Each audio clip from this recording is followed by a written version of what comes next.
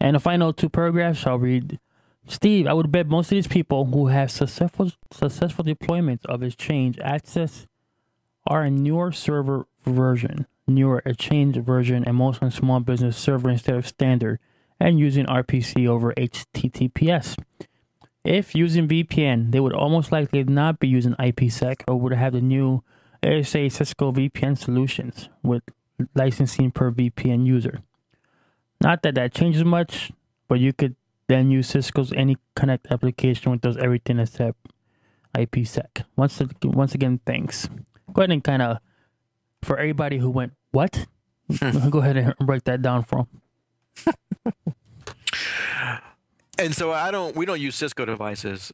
We use WatchGuard, but there is, and I think if that's what let me check what I replied back to him, because there is a Cisco VPN app in the App Store, and that I don't think it stayed connected, even though I'm not sure it's really a question right there. He's just saying. No, I think he's making more of a statement. Yeah. There is a Cisco VPN app in the App Store, though. I do know in our environment we do use the Cisco VPN app, and it works well. So. Now, I do know with the WatchGuard, you can also use the VPN connection, but right now it's weak. They're supposed to be coming out with a new app that's going to have better encryption. That is not out yet. So, but we don't really have anybody doing that anyway. So, all right. Alrighty, Mr. Rainey. All right, so I got a couple of things here which I found interesting.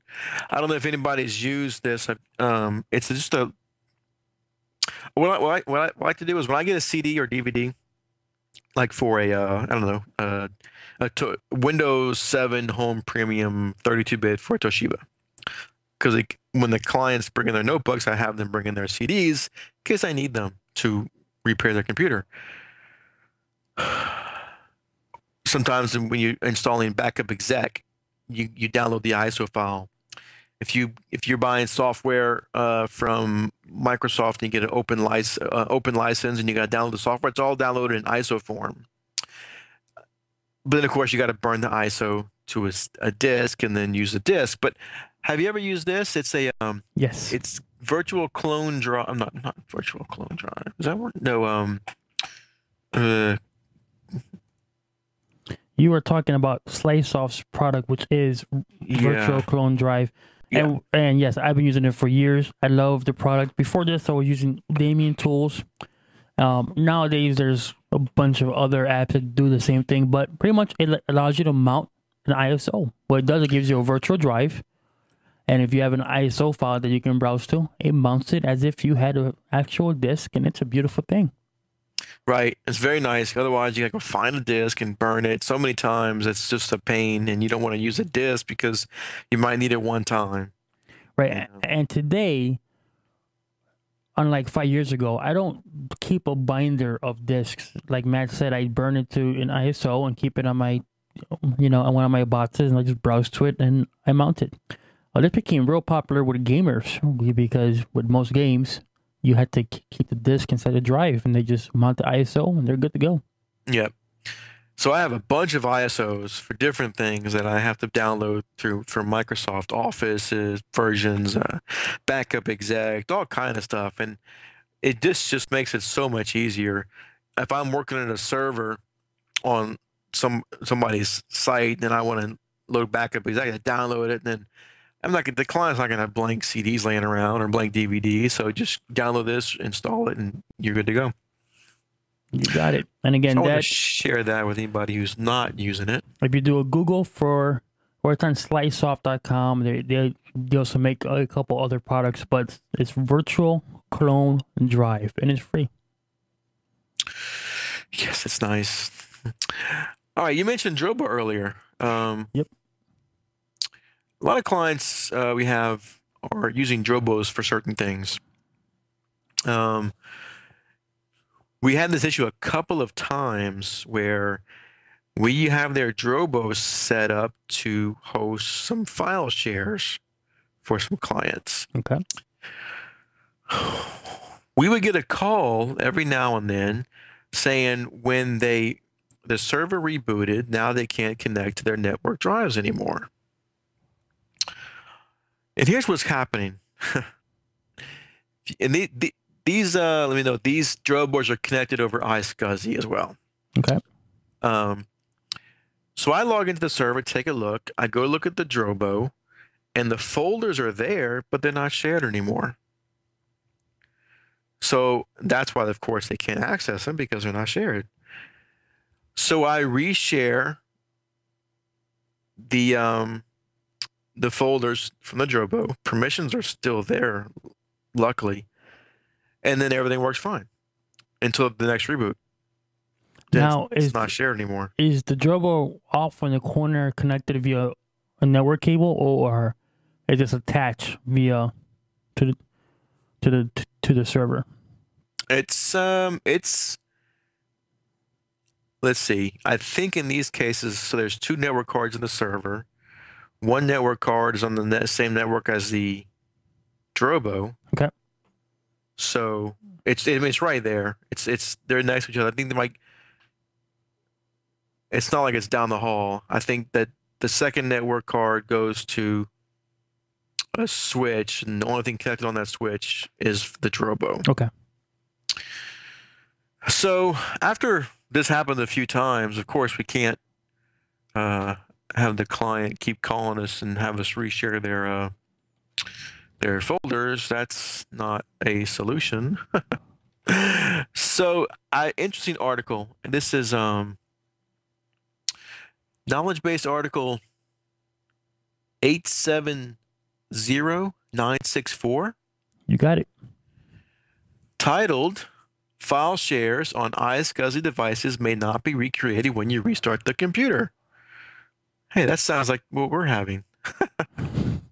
And I will say, when you're trying to troubleshoot a problem and you go, that's me, check. This is what I'm experiencing. Awesome. Yes, nice when that happens. So it's a simple little fix. I just want to do in the instructions to resolve this are not important. What's important is to know if you're having a problem with a Drobo or an iSCSI device that loses its shares, that you can know to find the fix. And the fix only takes a few seconds. It's just very clear steps. We've done this on all the iSCSI devices we have at clients, and it has worked every time. And I know that because when this Drobo is first put out, it's always forgotten that this was done. So it's put out there without this fix put in place. And the first time their server reboots, we get a call saying their file shares are gone. And that's when we say, oh, hey, when you set this up, did you do this fix? Oh, no. Okay, well, I'll do it right now. So, ooh, that sucks. Yeah. So it happens. Now, it's best, of course, to know if you're setting up a Drobo on iSCSI and you have shares on it, that this is going to be a problem. And if you know that that's going to be a problem, you can go look at this article and read the steps to make sure it's not going to happen to you. Yes, and this is the first time I will ever say this. You might stay away from the command prompt on this one. Again, if you look up our article, as Matt said, I'm going to say it again here. KB article 870964 in method 2 says use the command prompt. I'm a big fan of the command prompt. But this command is, are you ready? ISC space, then one word, persistent login target, space, target underscore IQ. It's a long ass command. That's all I got to say. Yeah, I didn't do method 2. Okay. I was like, wow, it's long. Method 1 is just going through the control panel and checking the bots and hitting OK. So. Yeah, method 1. So there's a few steps to do, and in each step there's a GUI interface or command prompt interface. And so I just did the method 1. You go in the control panel for step 2, and yeah, it's on the control panel, which I don't know why you choose to go to the command prompt for this. Yeah, so the site, the article is pretty good. Anybody can follow these steps, and again, you're good to go. So after you apply this, then you never experience the problem again, huh? Nope. And actually, of course, here's what you do. After you do this, of course, the best thing to test it is to reboot the server. I mean, don't let it reboot Tuesday morning or Wednesday morning, so you got to call Thursday. It's best to reboot it after the fix and verify that it's still shared, so you know when it reboots it's going to work. Yep, you got it. As with anything you do, especially on servers, test them right away, recreate the condition, and see if it's fixed. And again, if you reboot the server, make sure you've told someone, or you're gonna tell someone it's not at 8:30 in the morning. Didn't I tell you I was gonna reboot that? I'm sorry. You know, a funny little side story here. I used to have a guy who I loved to death, who used to work for me, and this environment we had 12. The server, so we are looking at this server, and he's driving. I said, "Yep, okay, so we got to do ABC." So I'll go do that, and then just reboot the bots, you know, and then we'll go from there. So I walk away and I sip my coffee, and I hear ding ding ding ding, and I asked him, "Did you reboot the server?" He goes, "Yeah." I said, well, "I didn't mean right now at 8:45 in the morning." So the phone rang, and after 5 minutes, it was up. But he then knew the golden rule, unless you've told folks don't reboot the server that people are connected to. So I found that quite funny. Yeah, at least not get a 5-minute warning. Yeah. No, when I do this kind of stuff, actually their file shares aren't in this case, their file shares aren't accessible. So I can easily tell people, okay, close everything and I'll call you back when you can get in. Oh, sure. Now, and it's happened to everyone, don't forget to call back when they can get back in. I've done it a few times. I get a call back like an hour later. Hey, can we get back in? Oh, yeah, sorry. Yeah, I was just about to call you.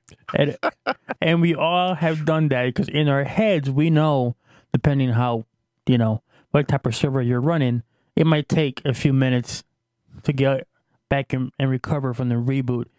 And, you know, we kind of assume that the client knows, okay, I can log in now. And I've had people, as Matt has stated, wait an hour and a half and then call me. Can we log back in? Oh, yeah. Go ahead. And I could say, I told you not to call you until I call you. Stop bugging me. No. Don't you think I would call you if you can get back in? And you're thinking, you could get back like an hour ago. Sorry. No. Yeah. That happens. You know, because it'll reboot and I'll go walk away, do something else. And then you get mixed up in the next project and you forget to go back and check and make sure it worked. Yeah, it happens. It's funny. Cool. All right. So what else you got? All right. Another interesting thing I ran across this week, which, okay, and this is a SBS 2003 box. So I've been working with SBS 2003 for 8-9 years, you know, how long it's been out, and I've never seen this issue. Maybe you have, but I haven't. Okay. By default, in SBS 03, the incoming and outgoing limit on messages is 10 megabytes. Right. That limit is fine with me because, as we all know, email is not intended for file transfer. But clients, of course, don't agree. They definitely don't agree. Messages that are much longer or much larger. So sometimes we're forced against our, you know, I'm not going to say no. If they say do it, I'll do it. And I'll just know that they want to do it. So when problems occur, we can say we advise them not to do that. But it's their server. I'm going to do what they want. And there's a whole spiel I give them about the reasons not to do it. In fact, I can go through that next time, which is a pretty good argument for not raising those limits. But I won't get into that right now. So, of course, you can set a different size for sending, different size for receiving. By default, they're both 10 megs. So I had a client call saying, a client is trying to send me a file and I can't get it. It's saying that the message size is too big. And I said, okay, well then, without looking at it, I'm guessing the message size is too big. How big is the message attachment? And they say, well, I think it's 18 megs. I said, well, let's do this. Let's verify. Let's not guess. Because guessing is not really going to work. So we'll talk to the client, we right click, go to properties. Sure enough, it's 18 megs. Okay, great. It's 18 megs. The receiving size on his server is set to 50 megs. And the sending size was set to 15 megs. So they could receive larger, but they couldn't send more than 15. Okay. And this is 18.